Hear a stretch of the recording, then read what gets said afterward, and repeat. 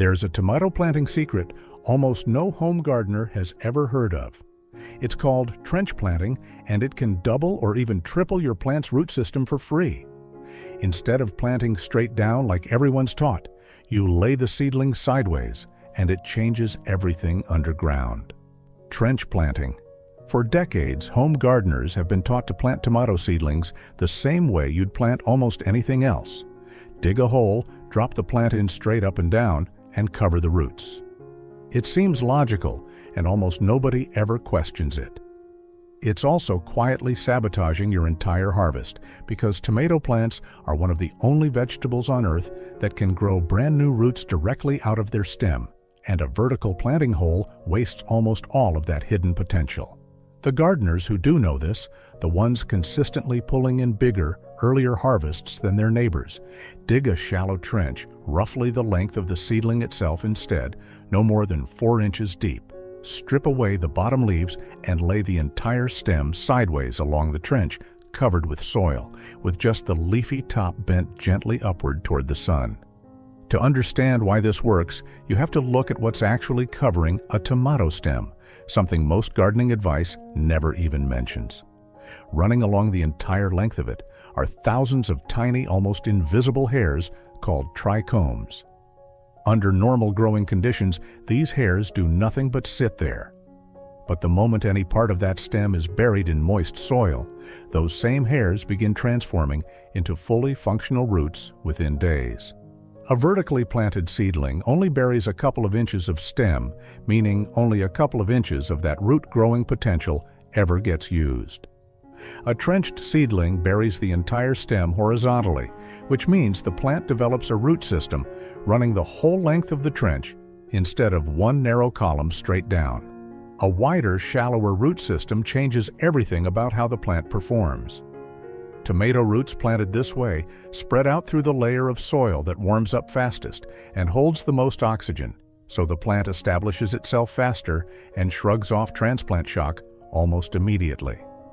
It also means the plant can pull moisture and nutrients from a much larger area of ground, which matters enormously once the fruit starts developing and the plant's demand for water and potassium spikes. Once the trench is planted, the real transformation happens underground with 2 ingredients. Almost every kitchen throws away without a second thought, and almost nobody thinks to use them this way: eggshells and used coffee grounds. Baked eggshell powder.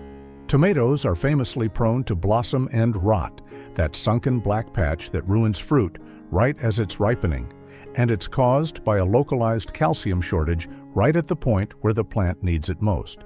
Crushed raw eggshells do contain calcium, but in their raw form they break down painfully slowly, often too slowly to help the current season's fruit at all. The fix is simple. Instead of tossing whole shells into the trench, they're rinsed, baked at a low temperature until completely dry and brittle, then ground into a fine powder in a coffee grinder or blender. That powder is mixed directly into the bottom of the trench before the seedling ever goes in, so the calcium sits exactly where the earliest roots will reach it first. Used coffee grounds. These go in next, but not as a thick layer, just a thin scattering mixed into the surrounding soil.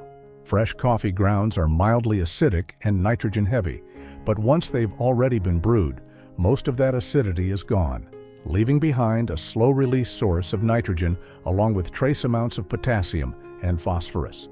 Mixed lightly through the soil rather than piled up against the stem, the grounds also improve how loosely the soil holds together, which gives those new stem roots even less resistance as they push outward.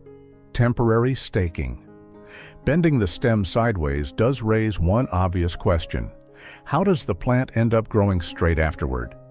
The answer is that tomato stems are remarkably flexible in the first 2 to 3 weeks of their life, long before the tissue hardens and becomes woody.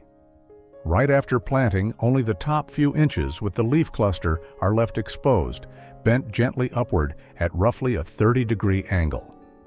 Within just a few days, the plant's own growth hormones take over. Tomato stems are naturally negatively geotropic, meaning they physically reorient themselves to grow directly against gravity, no matter which direction they started out pointing. By the end of the first week, that gentle upward bend has already begun straightening itself out on its own, and by the time the plant is a foot tall, most gardeners can no longer tell it was ever planted sideways at all. A single thin stake pushed in near the bend for the first 10 days is usually all the support it needs while the stem catches up. Epsom salt drench. There's one more trick, one that barely anyone outside serious growing circles has ever heard of, that separates a good trench-planted tomato from an exceptional one. A diluted solution applied once at planting and again roughly 3 weeks later. Epsom salt is simply magnesium sulfate, and magnesium sits at the center of every chlorophyll molecule a plant produces. A tomato plant that's short on magnesium can look perfectly green early on and then suddenly develop pale, yellowing leaves right as flowering begins, exactly when it can least afford to slow down. A weak solution, roughly 1 tablespoon dissolved into a gallon of water, poured around the base after planting, gives the plant a steady supply of magnesium without any risk of overdoing it the way stronger concentrations can. As the plant grows, the buried portion of stem keeps producing new roots for weeks, not just in the first few days after planting. That's part of why trench-planted tomatoes tend to outgrow their vertically planted neighbors by midsummer. They're not fighting to establish themselves anymore. They're already anchored across a wide band of enriched soil, pulling in calcium and magnesium exactly when the fruit needs it, from a root system that was never possible with a straight hole in the ground. Deep, infrequent watering.